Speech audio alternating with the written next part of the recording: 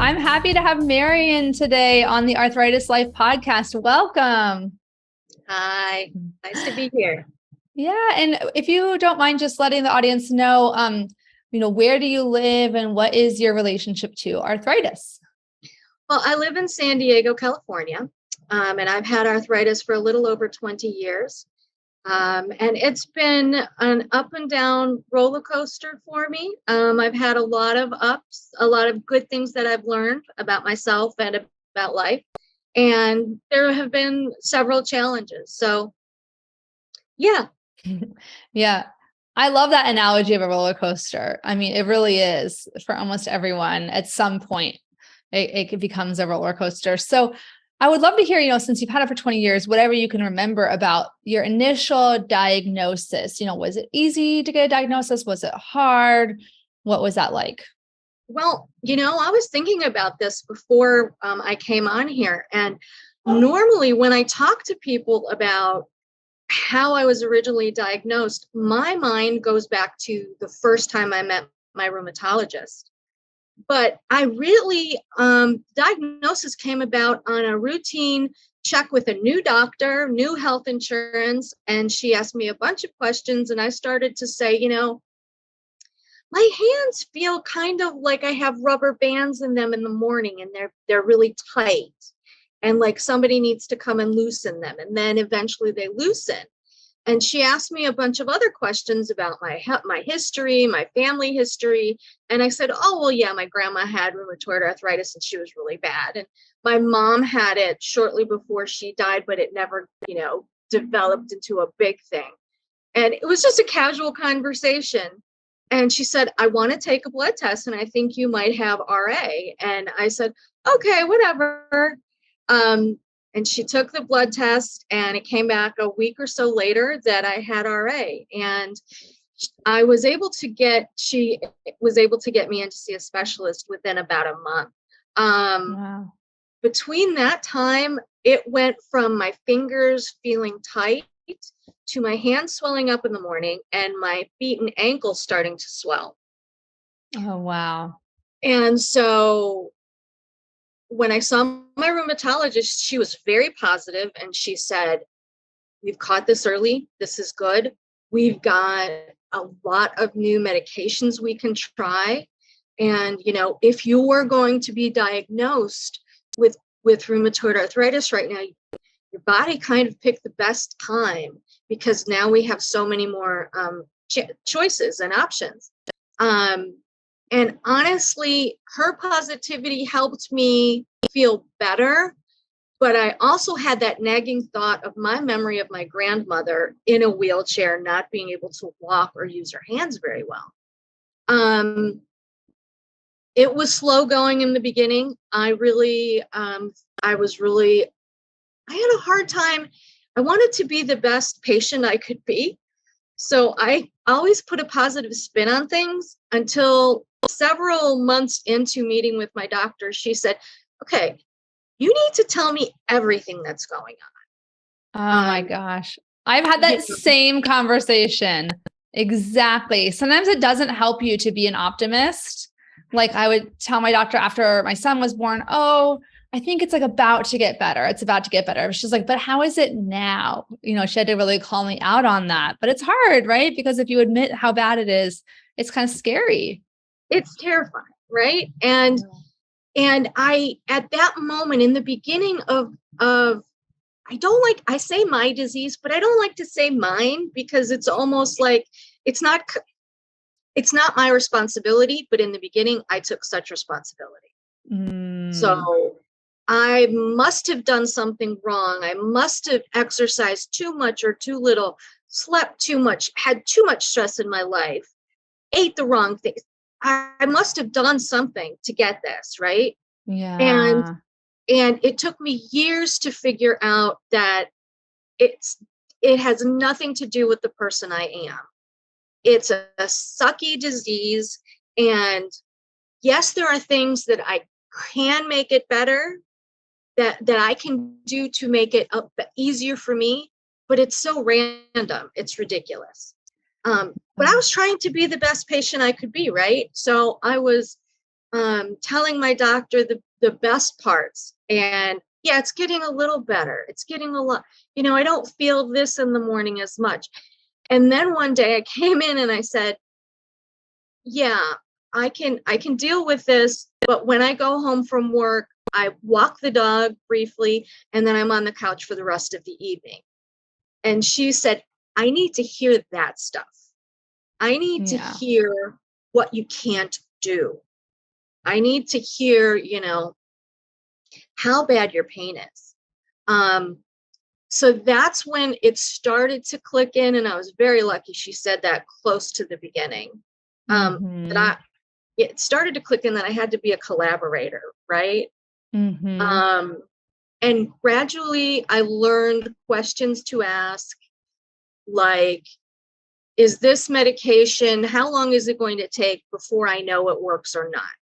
That was a big one for me to learn, right? Because I was first put on methotrexate alone, and that lasted about 6 months before my doctor added leflunomide.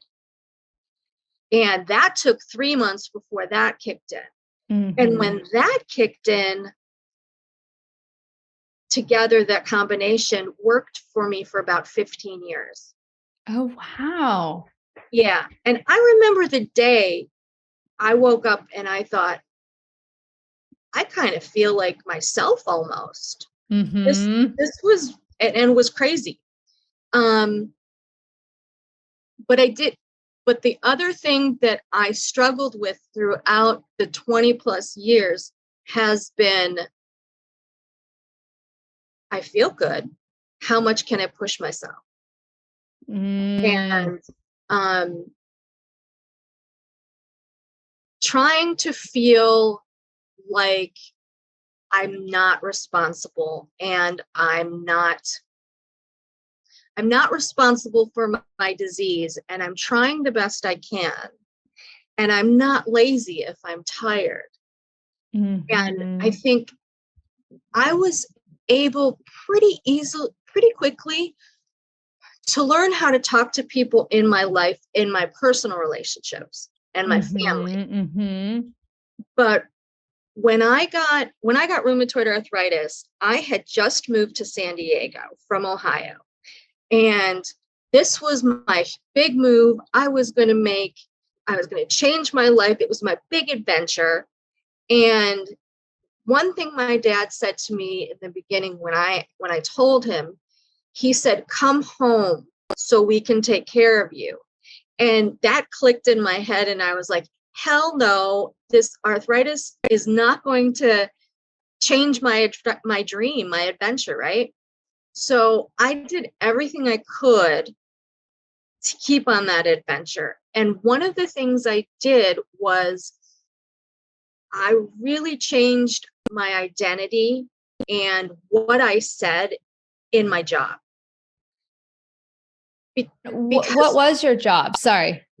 What was your job? So at first I was a leasing consultant at an apartment community. And that was kind of, being a leasing consultant, I equate it to like, it's a fallback job. So, like people who are waiters or waitresses, when you're in between jobs, you're looking for something, you kind of take a waitressing job to pay the bills and that was my job, to pay the bills. Right. And so I stayed there for about 1.5 to 2 years. And then I moved on to be a membership development coordinator. So I recruited volunteers and trained them for a big nonprofit in San Diego here, the national nonprofit.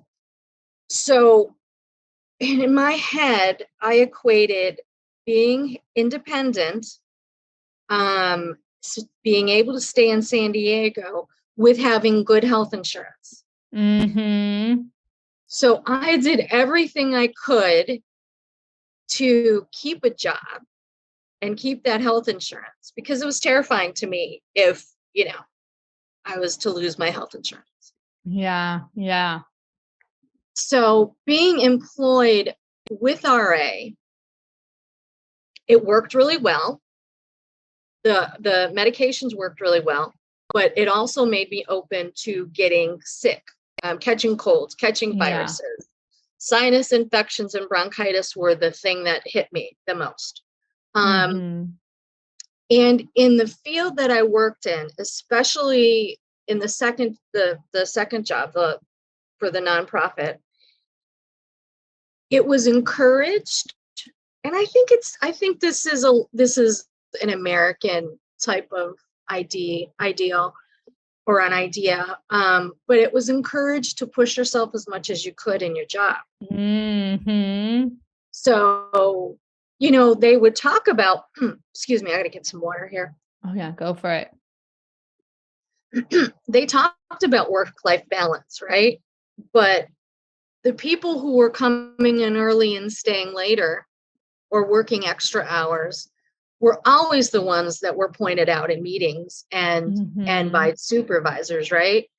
I was told, it was very interesting. I was told, you seem to take all of the sick time once you've accrued it. And I'm like, yeah, I do. And in my brain, I was like, and the point is, why is it a bad thing? It's almost like that's what it's there for. That's what I thought. It's sick time, right? And I knew I was taking it so that I could perform the best I could in my job. But I wasn't about to say that. So I just would learn to say, oh, I'm so sorry. Yeah, I've been sick lately. Yeah, I didn't want to get anybody else sick. So I had to learn to kind of change my personality at work, hold my tongue a lot. I'm much more vocal than I was at work. And really, there were so many things that I could have responded to, and I had to let go because I was afraid that I would be outed. So it was really frustrating. So you didn't talk to any of your coworkers about the fact that you had this diagnosis? Not for a few years. Okay. Yeah. And I was at this particular job for about 6 years. I didn't say anything for a few years, and I didn't get a whole lot of support once I did, because I saw all my coworkers running around like crazy, pushing themselves. And so when I did say, well, this is why I go home early, or, I take a break, or this is why I come in at the last, as late as I can, because this really affects me. And there were a couple of people, supervisors and coworkers, who said, well, why don't you take naps? And I'm like, arthritis fatigue cannot be cured by a nap. And it's so difficult to explain it to somebody. Once I did tell my supervisor a few years into it, she told me things like, well, use your weekends to rest up. Well, everybody else is enjoying their weekend and having fun. It's perfectly fine in her mind that I'm on the couch for 48 hours trying to rest up for Monday. It was just, it was really hard. It was really hard. And my doctor had suggested that I go to some support groups. And back then, that was before there were apps and online communities and things like that. So it was an in-person thing. And I went to several, but they seemed to stress me out even more, because there was a gamut of some are doing really well and some are really struggling. And in my head, I'm like, is that going to happen to me? Is the worst going to happen to me? And I went to several until one day this woman walked into the room. She was an older woman, and she seemed fine. She was very bright. She had like a bright look on her face. She was a positive person. And the only thing that was noticeable was that she walked with a cane. But I mean, easily walked with a cane. She was pretty mobile. And she sat down next to me. And I was pretty quiet during the meeting. And after the meeting, she talked to me and she asked me, what was my age and how long I had had RA. And she looked at me and she said, I got RA at your age. And they put me on this medication. I think she said she had been on methotrexate the entire time. Mm-hmm. And she said, and eventually I got to where I needed to be. I was okay. And she said, you don't be afraid to take the medication that your doctor prescribes. Mm-hmm. Ask all the questions you need and talk to your doctor as much as you can with any questions. Don't be afraid to talk to your doctors, but you're going to be okay. Mm-hmm. And that was the first time in years that I heard that from somebody outside of my doctor's office. Wow. Yeah. Yeah. That's huge. Yeah. That's huge. Yeah. I know. And I've heard that, because I obviously run, a Room to Thrive, like support group and education program. And people will say, oh, I'm worried if I join a group, I'm just going to get depressed hearing the stories. And, it's hard to, predict in advance, right, what the tone and the vibe of the group is going to be. But I do think that different support groups are just structured differently. And if it is like a free for all, it can become, just an unproductive kind of venting session. Whereas I think I do try to structure things. I try to be really conscientious about like giving time for all sides of the disease. There's time for us to celebrate the wins and like, yes, I got a second opinion and this good thing happened, or, something unrelated, like it was my kid's birthday. And, and then we also do spend time venting and realize that there are going to be some people who have more severe uncontrolled disease and more, upsetting things happening. And there'll be other people who maybe have more mild disease, but, we all deserve support and we all deserve a community, Right. So. And that's why I found your group so helpful, because it was well facilitated and it was, it felt safe, right? Yeah. I felt safe going there. And I think, to be honest, because it's online, if it became too overwhelming, I could kind of zone out without offending anybody, right? I could just kind of turn my camera off and kind of close my eyes and say, okay, I need to step away from this part of the conversation because that's triggering me, right? That is such a good point.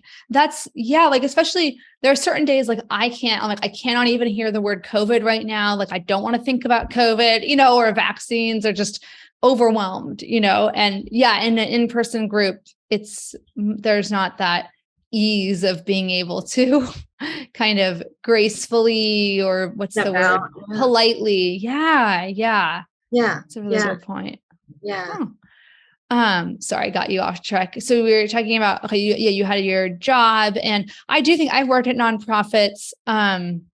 It can be really hard. There's a lot of pressure because everyone's there, like partly, I'm sure, for the mission, right? And they believe in the work and want to do a good job, but it's not very, it's not good practice to encourage employees, whether they have chronic illness or not, to sacrifice their own sleep and their own, lives, just because the fact is, at a nonprofit, there's always more work to be done. You could work yourself into the ground and still there's more to be done. So that can be a difficult job setting for people with chronic illness, I would say. Yeah. Depending on how it's structured, I'm sure there are some out there that are very, I do know some people who work for nonprofits, I should say. I don't want to give an unbalanced view of it. Oh, no. But yeah, any company can be, treat its employees well or not. But then, so where did you end up working after that? After that, I went to another nonprofit. And yeah, you're completely right. My experience was very different there. I still had some kind of, how do I want to say this? Some uneducated comments or ideas. I was in a better place, so I could let that kind of roll off of me or respond to it if I wanted to. I was lucky in that the HR person, the HR director, and I became friends, and she was very, very supportive and knowledgeable. And I would go to her sometimes and I would say, if someone says blah, blah, blah, and she said, yeah, they legally can't say that to you. Mm-hmm. Or, things that I didn't think about, such as when you call in sick, you should not have to give a reason. Right. Right. Yes. Right. And in the state of California, and then I think there are 5 other states that do short-term disability leave, where you are guaranteed your position when you come back, right? If you need to do that. And I have had to take that twice in my career. Okay. The first time I took it was in the other nonprofit that was a little more difficult to work with. And I was told I needed to be off for a month, and I was put on prednisone and all of that kind of stuff. Well, after a couple of weeks of resting and thinking, okay, my mission right now, because that's what my doctor told me, which love her for this. She said, in these weeks, your mission is to help your body heal. So that means rest and take care of yourself, right? And after a couple of weeks, I woke up thinking, oh, this feels good. I feel good. I haven't felt this way in years. I feel good. I want to keep feeling like this. So that was, I think, 6 months after I went back to that job, I gave notice. Yeah. So that was a learning experience. And then the second time I had a difficult time for a couple of years, and I needed some time off with the other job. And it was a much different experience, but yeah. So that was a life, a godsend for me. Yeah. It really it's so interesting. You don't know how stressed out you've been until you have a break from it. And then you realize, whoa, how was I even functioning on that level of stress every day? Yeah. So, I mean, it's good that you took that leave. And, I want to follow up on something you mentioned earlier about, feeling like sometimes there's the impression sometimes that other people can give us, whether it's, friends, family, coworkers, that it's our fault, so that your condition is your fault. And, before we chatted today, you shared that, that you have had other people in your life kind of blame you for your condition. And would you mind sharing a little more about that and what you've done to cope in those situations? Okay. Well, in the beginning, I've had, I'd say maybe after I told my first boss, that was 2 or 3 years after I was diagnosed. She said, well, you'll feel better if you sleep more. And why don't you try and go to sleep earlier? Why don't you do this? Why don't you do that? Why don't you take naps? What else? Oh, and she said, because our job consisted of, we had to be in the office for so many hours, and we had meetings in the evening sometimes. And then they expected us to be in the office at 9 a.m. after a night meeting. And I had mentioned, this isn't really helpful. This it doesn't help me be more productive, and it doesn't help me do my job better. And she basically said, well, our department looks bad if you're not in the office at 9 a.m. And I said, but the other department's not out of the office and working at 9 p.m. the night before. Well, it just looks bad. Jeez. And so in the beginning, I took it personally. I was like, I would go home and think, oh my God, okay, maybe if on the weekends, if I just try and go to sleep earlier, or, if I eat this, or if I don't do this, or if I don't do that, I was just a wreck because I just felt so guilty all the time. And as my self-esteem came back, and I was supported by my family, my dad at home, and I met this really good guy who was supportive, and when I told him what he had, he immediately went online trying to figure out ideas and information. And that's sweet. It's so sweet. So I had some of that. I had that validation at home when I stepped out of the office. So that kind of boosted me after, and after I felt better, once when you're feeling more like yourself and you don't have as much pain, your brain switches on and your self-esteem goes up. So I would basically challenge her sometimes. And I think I was an issue for her. I think I really annoyed her sometimes because she would say, you've got to go and you got to get this. You got to get those new volunteers. You got to go and get this and work and do your best. And I said, I don't agree. If I don't have a good life balance, I can't do that. I can't do what you're asking if I don't feel good. And she really had a quizzical look like, what do you mean? You're supposed to rest when you don't feel well. It was just well, and I think, so it's interesting because we have two kind of different overlapping categories, right? There's the category of like implicit or explicit blame, like where other people blame us for our condition. And then there's unsolicited advice, and they can overlap, right? Because the unsolicited advice can be things that are implying that if you just X or Y or Z, you would feel better. And I think sometimes this is just my thoughts, 2 cents on it, but context is everything, right? Because like, if someone who I know loves me and has my best interests at heart is like, hey, like, I was just reading about how like little mini naps throughout the day, like and little rest breaks can really help people with autoimmune fatigue. Like, have you tried that? Like, and in a way of like, I love you. And like, I know you're struggling and like, this might help, as opposed to the delivery, it sounds like from your boss felt more kind of like, you're a problem. Like your disease is a problem for me. I'm helping, quote unquote, you by telling you like, just try these things so that you can not be a problem for me anymore. And it could, who knows? I'm sure, maybe your boss did genuinely care about you as well and wanted you to, experience some relief. A lot of times unsolicited advice comes from a good place, but it can feel really frustrating when you're still getting to know yourself, your condition.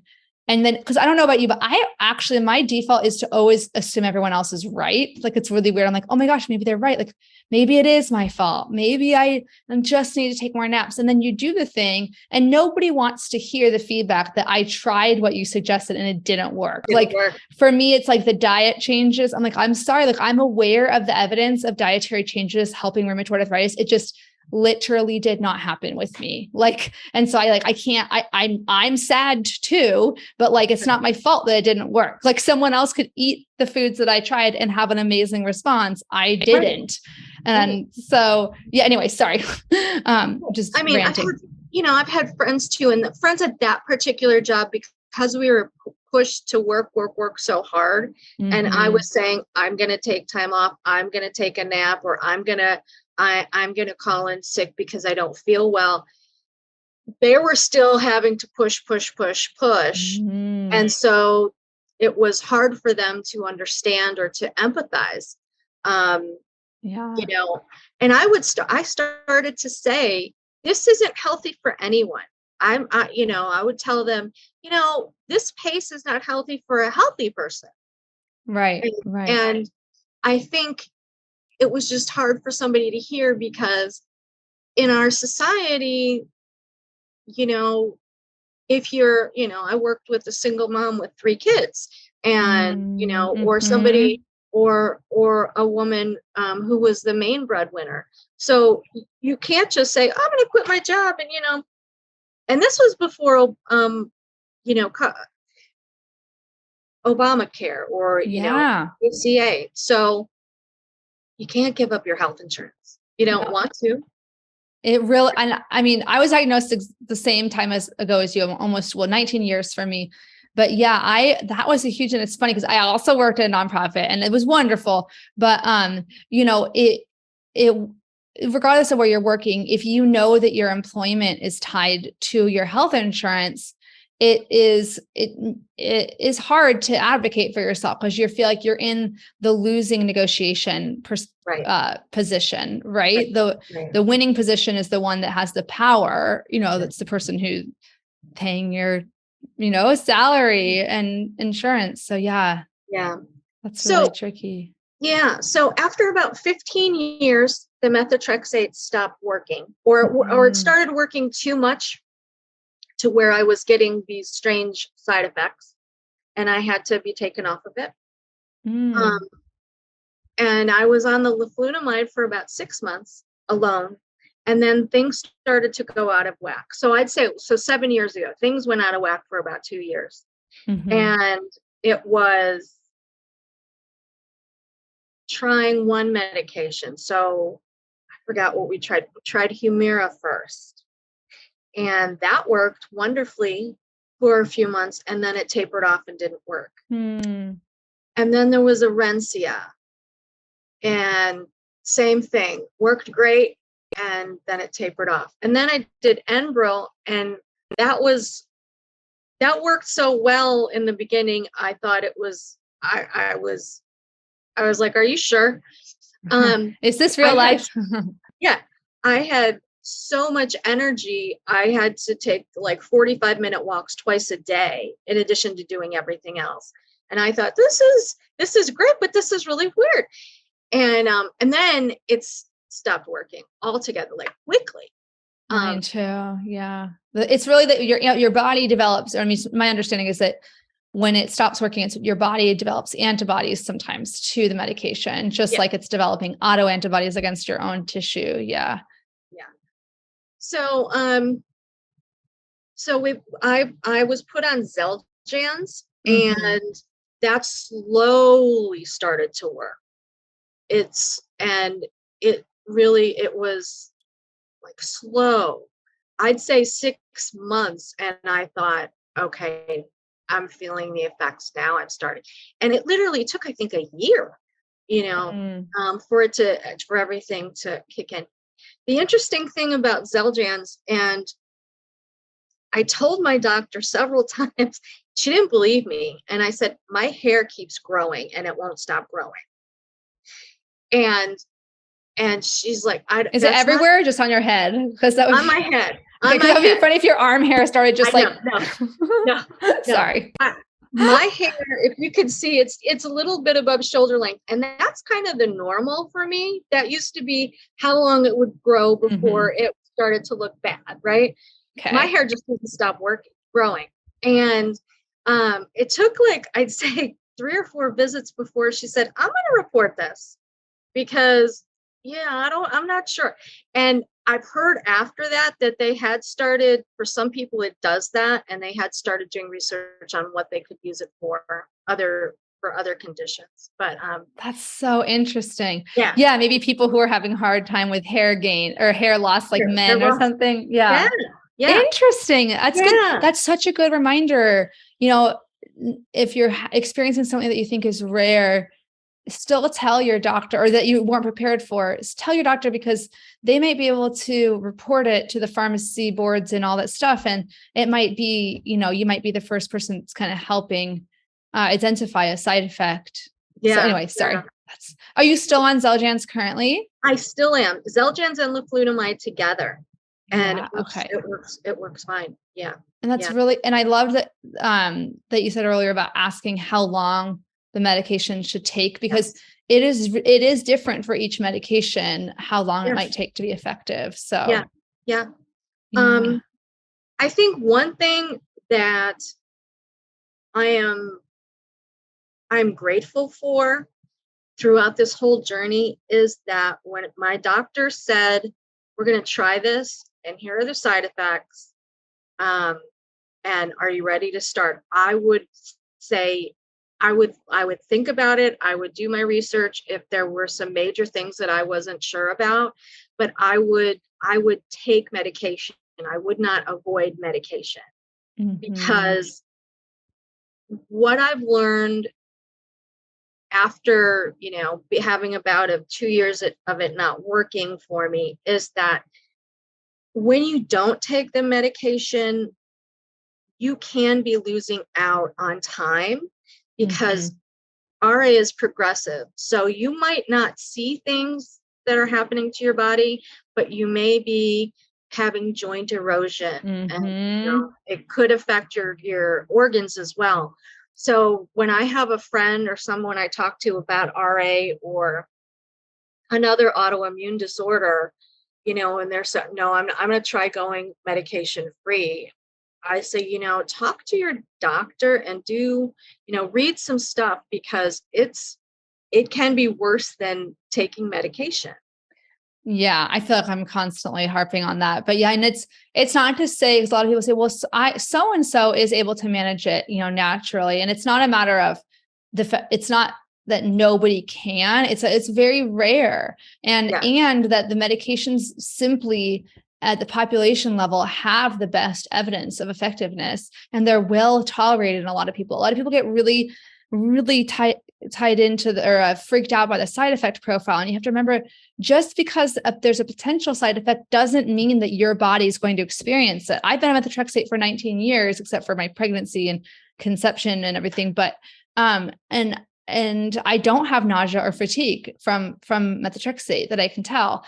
It's possible, because I do have fatigue, but I don't think it's from the methotrexate, it's from the disease. But it's like, you don't know until you try. And you're so right. This is not just about how much pain you can handle, like joint pain. It's about systemic inflammation that affects the lungs and the heart and leads to uncontrolled rheumatoid arthritis, is associated with a 7-year reduction in life expectancy. Right. And if you can control that, if you're one of the 5% of people that can control it with diet alone or exercise and a lifestyle alone, that's awesome. Do that. And if you're in the majority, that's okay too. There's no shame. Anyway, so yeah, that's my soapbox. Yeah. But getting back to, how I deal with people and how people's opinions and how people's words affect me. I did a master's program a few years ago. I think we started in 2019. And I found myself angry because it was a program in counseling for students. So it's like a school counselor kind of position a program. And they had a very strong influence of social constructionism. And social constructionism is how we perceive things, how we say things, how we identify with things, right? And I found myself in the beginning in the orientation saying, I'm really pissed off. That's what society thinks of as success and who we say is successful. And I have an autoimmune disorder, and I can't do a lot of those things that people see as successful, and people label me lazy or incompetent or just not wanting to be successful, and it's really pissing me off.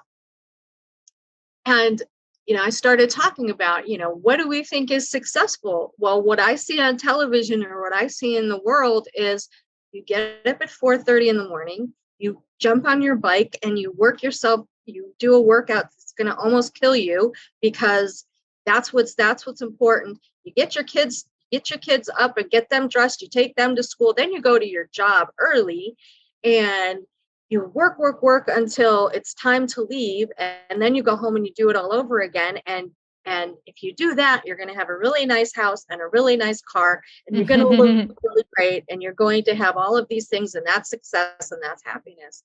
And I thought, that's not for me anymore. It's just not. And this rheumatoid arthritis forced me to change my values, or forced me to crystallize my values. These were always my values, right? I always thought that success wasn't attached to money or a job. It was attached to how I was as a person and what kind of people I surrounded myself with. Was I able to get out into nature? Those kind of things, who I connected with. It was about connection for me. And I, for our capstone project in one of my classes, we had to do a um, media research or a media study. And we were to pick an oppressed group that we either identified with or we had empathy for. And so I picked people with invisible disabilities. And so, yay, yes, exactly. Yes. So I picked people with invisible disabilities, and I studied movies, and I studied, I think it's Renoir. I Yes, think he had rheumatoid he had arthritis. RA. Yeah. And I studied commercials. And Mm. and as I was writing this, I was, this is how people with invisible disabilities, this is what they have to deal with. And in the middle of the paper, I literally wrote in the paper, I just realized that this is my group. I'm part of this group. That just like clicked. And my professor was so excited. But the way that, for a good example, one of the medications on television, I'm not going to name it because they all kind of say this, but so you take this pill or you take this shot and you go from being in pain and missing out on life, and everything is dark. I think even the whole like atmosphere was dark. And then you take that pill and everything is bright and you're happy and you can move and you feel great. And some of it is true, but it's not that simple.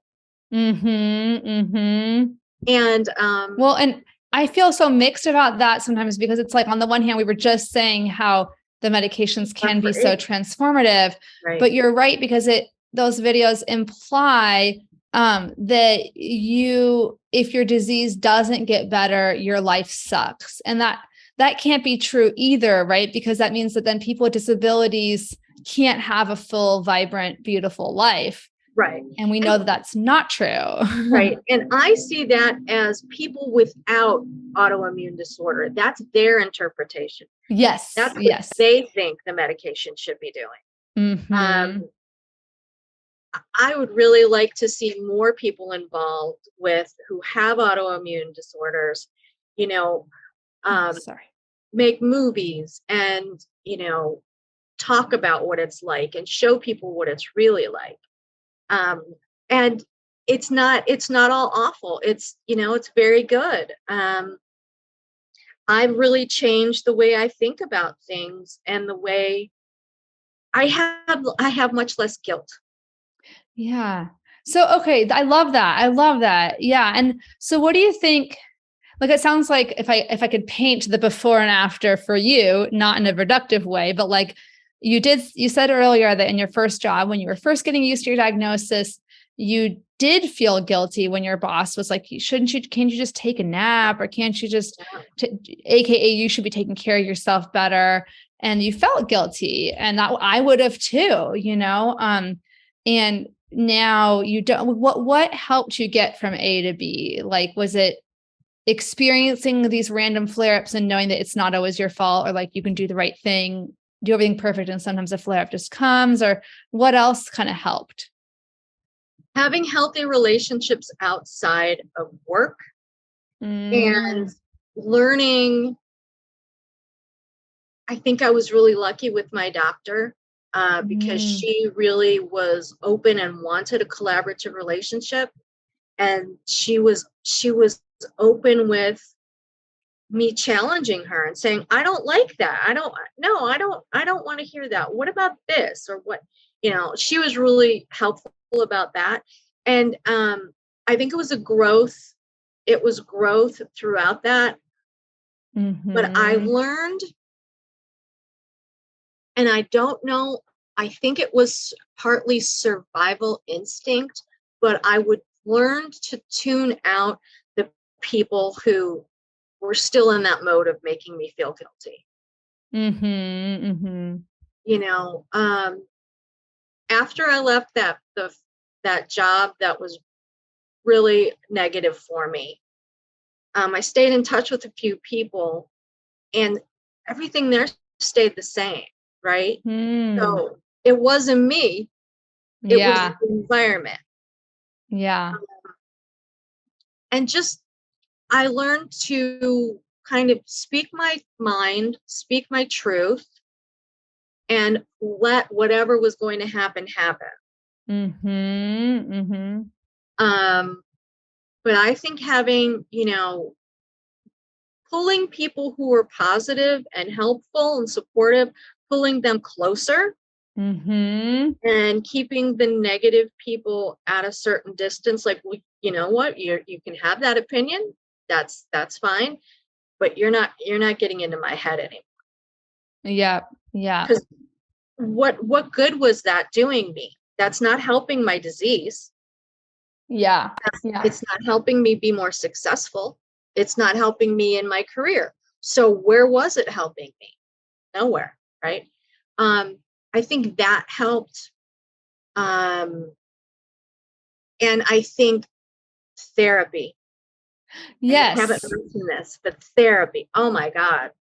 Yeah, I started therapy like halfway in, I'd say.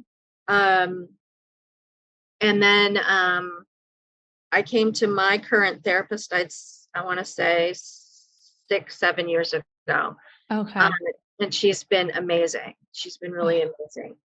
But, That's so good. I feel the same. I resisted therapy for a long time. Because I thought I have so much support, like who am I to need therapy? I have an right. amazing family, amazing partner, friends. And it's funny, I was just talking to Jan for the podcast. And she another patient, she mentioned her doctor told her, doesn't matter how much family and friend and loved one support you have, you need a neutral third party. And I was like, oh, I wish someone had said that to me earlier, because I felt like I didn't justify therapy in my head, because again, I was like, I have so much support. Like, I don't, my life isn't quote unquote that bad. Other Yes. people need therapy more than me. But yeah, what do you think it is for you about therapy? Is it that safe space? Is it the neutral party to kind of reflect back to you what you're going through? Or what do you think it's hard to put it into words, I know. I think number one, it's safe space. And number two, it's the validation. So Yes. I could tell her things like, well, so and so at work said this. Am I crazy to think that that's Yeah. really rude? Or am I and she would, validate me and say, Yep. you're going through a lot. And what's I don't want to say what's good, but what's helpful is that she has an autoimmune disorder. Oh, So no, that she's is coming, helpful. Yeah. yeah, so she's coming from a place of empathy, and from, she's already gone through some of the things that I go through. So yeah, it's just that finding, what did she call it? She said, you're finding your mojo again, right? I got Oh, back to myself, right? I love that. Yeah, that validation is so key. Like I remember so vividly, because my therapist changed offices at one point, and I remember it was her old office where she was the first time I just remember it was so simple. I was explaining to her, but I was also minimizing some of the stuff I had been through with my health, because I thought I was just there to talk about my being a mom, and like, yeah, my health is kind of getting in the way of that, like a rheumatoid arthritis postpartum flare up. But like, I was kind of kept shoving that. It's not that big of a deal. I'm fine. I'm fine. And she's like, she just stopped me. She's like, that's a lot. Like what you've just described is a lot for someone to go through. And I was like, I know. She's like, no, that's a lot. Like she had to get me to like hear her saying it. And I remember feeling so validated, but because I would be like, oh, I know it's a lot, but like I have such a great family and such a great, she's like, yeah, but it's a lot. It's still a lot. You've been through a lot. Yeah. And you're currently going through a lot. And I was like, whoa, like having, again, someone not related to me in any other way, validating that, it was very powerful. And I know right now it can be hard during the pandemic. It's 2022 when we're recording this, that, there seems to sometimes be a shortage, or some people can't access therapy either due to like cost or whatnot. But if you're able to, Absolutely. and even if some people don't know this, but sorry, there's a little bit of a logistic side note, but if you find a therapist that is quote unquote like private pay or cash based, you could still ask them to give you a super bill, which you can then submit to your insurance. That's how my psychiatrist that I've gone to, he doesn't network with insurance, but so he's considered an out of network provider, but I still get the visits covered at like 70%. They're just not as covered at like 80%, which is in network. So it's not that big of a difference. I pay up front, submit to my insurance, which is like a 2-page thing I upload. And then they literally give me the money, like 70% of the cost of the appointment. So that's something that a lot of people that get overwhelmed with like the payment part of it. But anyway, yeah, therapy is amazing. Yeah. And some therapists will do sliding scale too. Great point. Yeah. So you can just tell them and mine did. Mine, she actually changed her fees once she knew that I had to quit my job, and we still wanted to keep on going. And that's really nice. Yeah, that's so nice. Yeah, and a lot of them do that. You're so right. Yeah. And I also wanted to ask, just on the topic, I guess, of things that help our mental health, what are some, if you don't mind sharing some of the things that you got out of being part of the latest Room to Thrive group of thrivers? So much. One of the things that, you said, we were in class and you said it, and I was like, oh, I never thought of that, was just being able to accept the fact that this disease is so random. And again, that's connected with my guilt part, right? So you could do everything right? Yeah. Everything right. And then all of a sudden, bam, something changes. And that's what happened to me several years ago. And I think it had to do with menopause. And so my hormones shifted and everything. And then so the methotrexate and the leflunomide weren't working well. And then it was just, everything went haywire for a while. But yeah, that's the thing. It can be so random. The other thing, the journaling and the keeping a pain journal, that's so important, especially when you're in the beginning of your diagnosis. That's so important, because I would take mine to my doctor and she would look at it and say, okay, so this is happening. Okay, so that's happening. I remember, I want to say my 4th year with rheumatoid arthritis, my favorite holiday is Thanksgiving. And I can't go home usually for Thanksgiving because it's a big hassle, and it's going to bad weather from good weather, and it just didn't work for me. So I would cook Thanksgiving dinner and for my boyfriend and his son, and I would do all of the traditional things, all of the traditional foods. And for me, I was starting to learn that certain foods were triggers and would make me not feel well. And I was literally on the couch the Friday after Thanksgiving every year. And so doing that journal helped me go, oh, what was I eating? What did I do? Oh, well, I cooked all day. And so I pushed myself. Yeah. And I was eating some bad foods that I normally don't eat. Bingo. Okay. So, after that, I, gave my boyfriend, here, can you cook this? And can you do that every year? And I'm going to incorporate some other foods that are healthier for me. But just the journaling, just the keeping track and trying to keep track, and just kind of finding your triggers. That really helped, because it helped bring home the idea that there's something I could do and I could keep track of. And it also reminded me that everybody's different.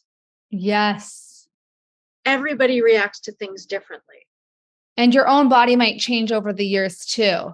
Yes. And that really felt like I felt, what's the word? keep wanting to say violated, but that's not the right word. When that first happened, I was like, no, you're one of my safe things. They're like, no, I can handle this. And it's like, well, maybe not anymore. Maybe in the past, this didn't bother your joints, but now it does. Like for me, it's the heat and the sunlight. I've become increasingly hypersensitive to those. Too.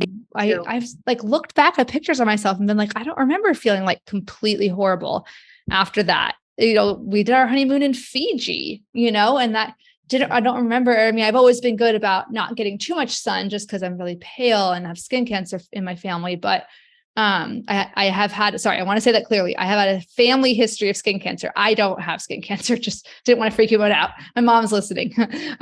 She listens to every episode. Love you, Mom. But it's like, yeah, sometimes you can feel it's betrayed. That's the word. You can feel betrayed by your body, to be like, but I thought we were cool. I thought you were okay with this, Yeah. Yeah. So the journaling, the pain journal was such a good idea and so helpful. Good. The randomness idea, that was so helpful. And just the little adjustments, like hearing about how other people do certain things. So I think somebody was doing needlepoint and they had like adjusters to bring the cloth and the materials closer to them so they didn't stoop or they didn't, changing the angles, just those little things. Like I paint right now, I paint watercolors and I sketch. And so many times I've been in the same position for 2 hours and, I'm going, wait, this can't be good right now. So, just, finding something that has a different, moving the angle of the watercolor paper and the board, or just standing up and taking breaks. I was not a moderation type of person before I got RA, right?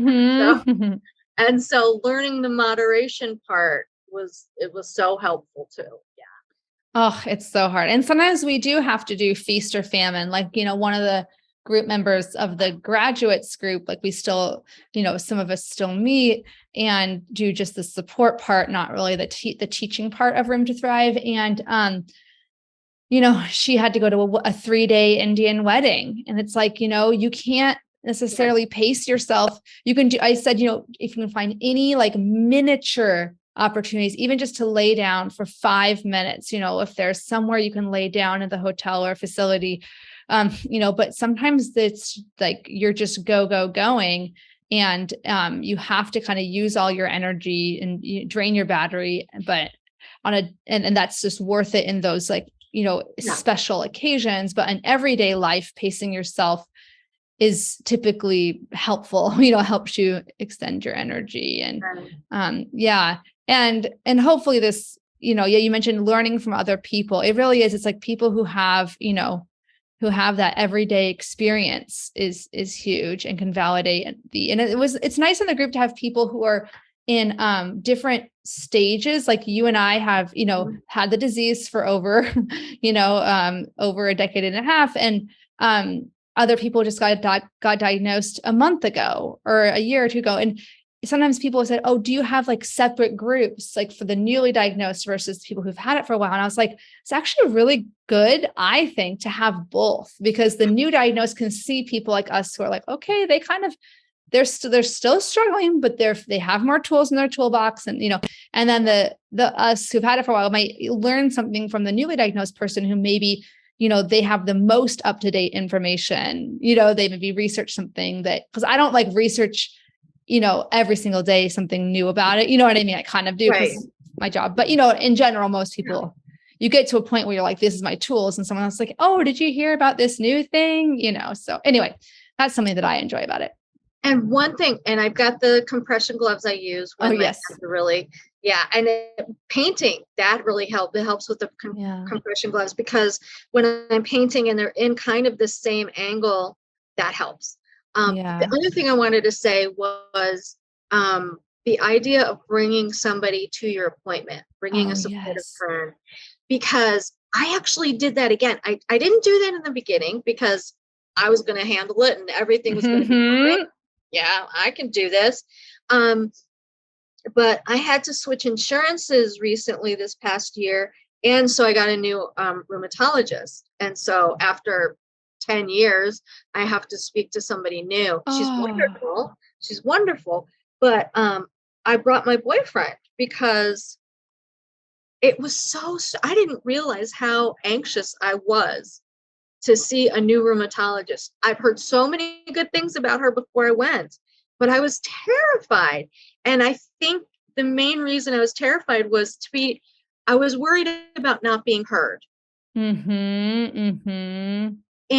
he didn't say a word. I think he maybe said 2 words, and he didn't have to, but having him there and having him knowing what, he and I talked beforehand, and I said, okay, I want to tell her this. And if she says this, I want to say this. And I brought my notebook with me, and I brought my journal, and everything was fine. I mean, it was, it was a really good appointment, and I love my new doctor. But having that comfort, because we don't have to do it all by ourselves. There are groups like yours, Room to Thrive, and there are other people who get it or who try to get it. If you don't have rheumatoid arthritis, you're never really going to get it all, but you can at least try.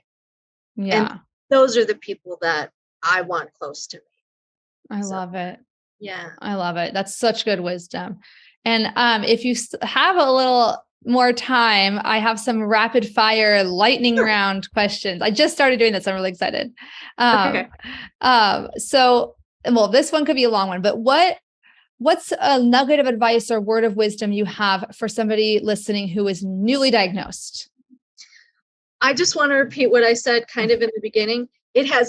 Being diagnosed with rheumatoid arthritis has nothing to do with your character, has nothing to do with the person you are. You did not do something that karmically you're being paid back.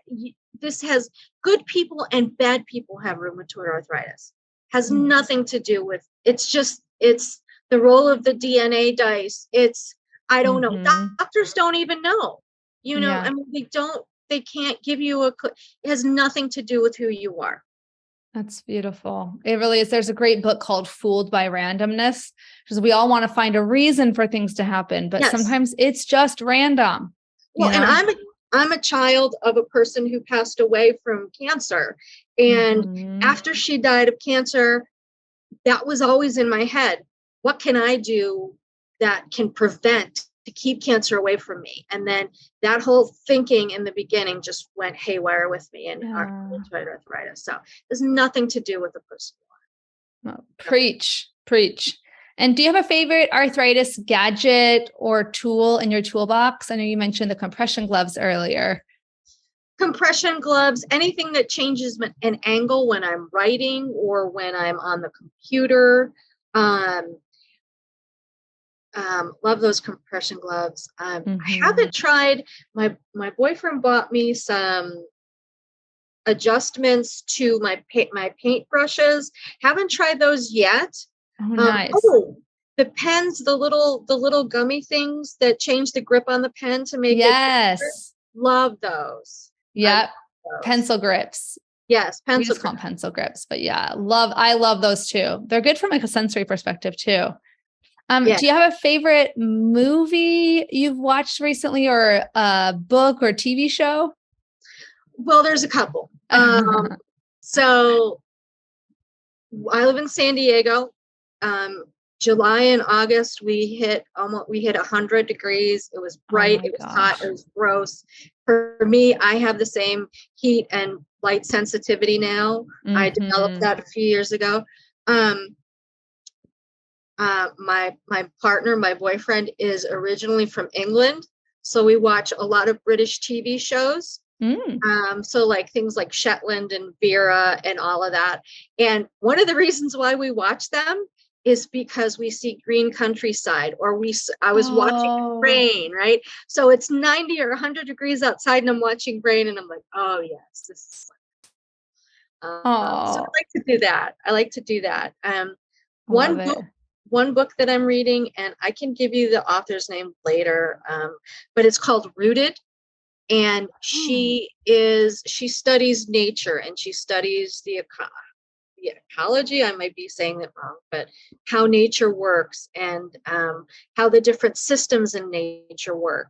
So a lot of her work is she just sits outside and studies things, or she walks outside. And I think she lives in the Seattle area. Oh, Yeah. awesome. So I'll email you her name. But so I miss Midwestern type of weather and Yeah. Midwestern type of nature. So when I read that, I kind of go back to my happy place. Oh, I So love it. I love it. Awesome. Do you have a favorite mantra or inspirational saying that you turn to in tough times? I can do this. Mm, I can do this. I've done it yesterday. I've done other things that are just as difficult. I can do this. I Yeah. love it. And what's something that's bringing you joy right now? Speaking my truth right at this very moment. Connecting with people that are good for me. Mm-hmm. And being with my dog. She's a little bit nutty. She Yeah. has anxiety issues too, and Oh. she's had them ever since we got her. But I think because me having an autoimmune disorder and having to struggle with some, and I have anxiety too. So Mm, I think, we've made a good home for her. So, just that's keeping sweet. the good things in, the good people close, that really brings me joy.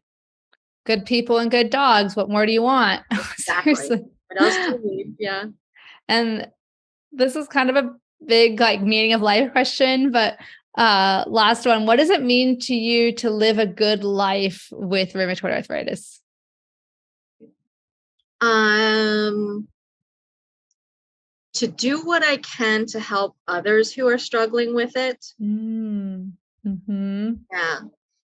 And having said that, if you're newly diagnosed or if you're struggling right now, you are not responsible to take care of somebody else with RA. If you Mm-hmm. feel open to it, that's wonderful. But be open to other people helping you. Yeah, that's so Yeah. true. So many of us with RA and autoimmune disease are helpers. We want to, and that can be one of the hardest things when you get diagnosed is, well, I don't want to ask for help. I want to be the helper. I don't want to be the helpee, or the Yeah. helped, but you Yeah. have to learn to ask for help. Yeah, Yes. Yes. I love it. Is there anything else you wanted to share with the audience before we wrap up? I'm so appreciative of your time.